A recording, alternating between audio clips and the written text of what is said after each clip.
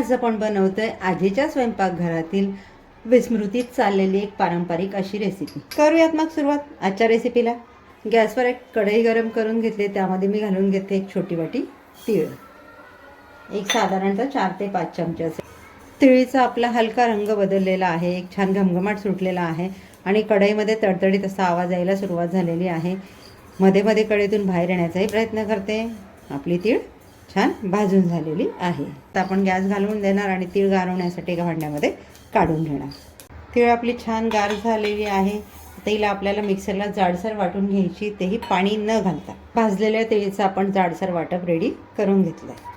Recipe आपली पारंपरिक आहे म्हणून मी फोडणीसाठी 2 टेबलस्पून तुपाचा वापर करते। तुम्ही तेल तूप काहीही वापरू शकता।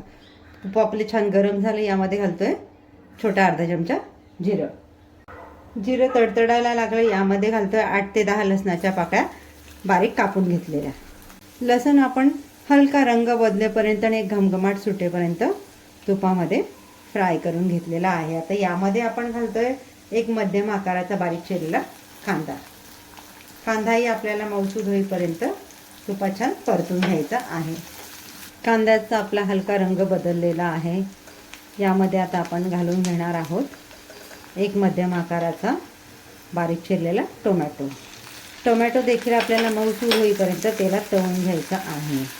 तर फ्रेंड्स, आज आपण बनवतो आहे तिळीची भाजी। आपण तिळीचे विविध प्रकार बघितले, तिळीची चिक्की, लाडू, तिळीच्या वड्या। आज आपण बनवतो झणझणीत चवीला अप्रतिम अशी तिळीची भाजी, तेही अगदी मोजक्या साहित्यात। साहित्य जितकं कमी, बनवायला तितकी सहज सोपी, चवीला तितकी अप्रतिम। बदलत्या ऋतुमानानुसार आपल्या आहारात जे काही खाद्यपदार्थ आहेत त्याच्यात जे बदल केले जातात ते आपल्या शरीरासाठी नक्कीच फायदेशीर आहेत। आपण आधुनिक खाद्यपदार्थांकडे इतके आकर्षित होत चाललो आहोत ना, की आपल्या पारंपरिक खाद्यपदार्थांकडे आपलं दुर्लक्ष होत चाललंय किंवा आपले पारंपरिक खाद्यपदार्थ विस्मृतीत जात आहेत। टोमॅटो आपले छान मऊ झालेले आहेत, तर यामध्ये आपण घालून घेणार आहोत आपले पावडर मसाले। इथे छोटा 1 चमचा मिरची पावडर, छोटा अर्धा चमचा गरम मसाला, छोटा अर्धा चमचा धणे पावडर, हळद। हे आपल्याला गॅसची फ्लेम कमी करून छान तेल सुटेपर्यंत परतत राहायचं आहे। आमची आजी हिवाळ्या दिवसात आठवड्यातून एकदा तरी नक्कीच ही भाजी बनवायची आणि आम्हाला जबरदस्तीने खायला द्यायची।